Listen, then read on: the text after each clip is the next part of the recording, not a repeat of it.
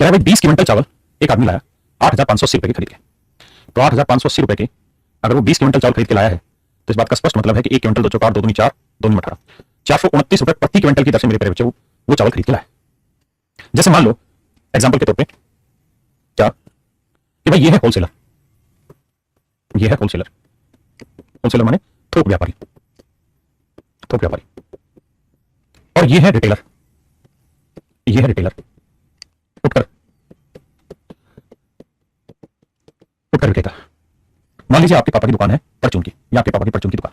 आपके पापा ने कहा कि भाई जा और जो होलसेलर है, जो लाला की बड़ी दुकान है, वहां से 5 किलो चीनी खरीद के ला, और 1 किलो चीनी का रेट है 20 रुपए।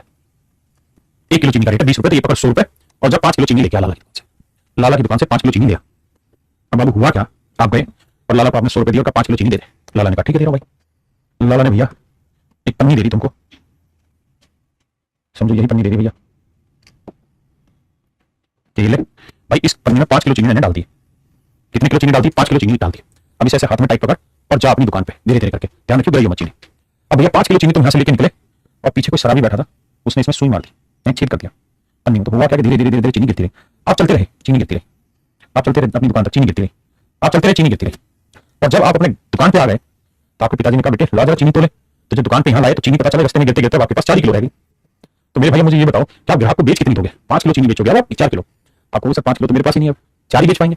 लेकिन इस 4 किलो की कॉस्टिंग क्या अब 20 रुपए पर किलोग्राम है? ना सर, सर हमने बेसिकली 5 किलो के लिए 100 रुपए खर्च किए थे, लेकिन एक्चुअल में हमारे घर में तो 100 रुपए में 4 किलो ही आ पाई। यानी सर 1 किलो की कॉस्टिंग हमारे यहाँ तो 25 रुपए पड़ गई।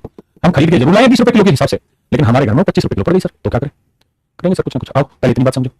अब सर इस सवाल में कह रहा था कि भाई 438 रुपए पर क्विंटल के भाव से तुम गेहूं लाए, चावल लाए माफ करना, लेके कितने आने थे तुमको? 20 किलो, यानी 8,580 रुपए था ना ये। इसमें तुमको बाबू 20 किलो चावल लाने थे, लेकिन तुम लाए कितने? 22% कम चावल लाए, 22% कम चावल लाए, है ना। यानी ये जो 8,580 रुपए ना मेरे बेटे, ये एक्चुअल में आपका कॉस्ट होना चाहिए था कितने का? 20 किलो चावल का। लेकिन घर 20 किलो आते तभी तो 8,580 रुपए कॉस्ट होती 30 किलो चावल की।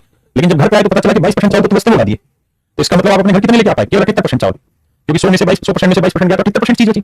यानी सच बात तो यह है कि आप अपने घर 8,580 रुपए में केवल इतने चावल ला पाए, इतने चावल ला पाए। 8,580 रुपए में 20 का 78%, इतने चावल ला पाए। परसेंट हटाओगे बटे 100 ऊपर। आपने कहा जी बात समझ में आ गई सर, बात समझ में आ गई, है ना, बात समझ में आ रही सर? क्या समझ में आ रही भाई? देखो ध्यान से, 0 से 0 काटा, 2 से काटा, 2 चौकार 2 दूनी 4 2 नी 18।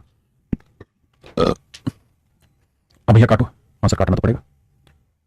ये आ गई सर टोटल कॉस्ट, अगर आप समझ गए हो तो।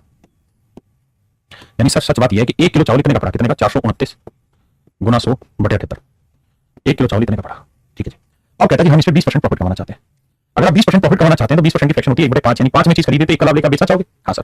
तो इतने में चीज खरीदी है तो इस कीमत के 6/5 कीमत में आप चीज बेचना चाहोगे? बिल्कुल सही बात है सर। तो इस कीमत के 6/5 में बेचोगे तो निकालो 6/5, 5 20 100, 13 6 71, 13 से काटो, 13 3 39, कितना है भाई? 3, 13 3 39, 33 66, तो सर 660 रुपए पर क्विंटल।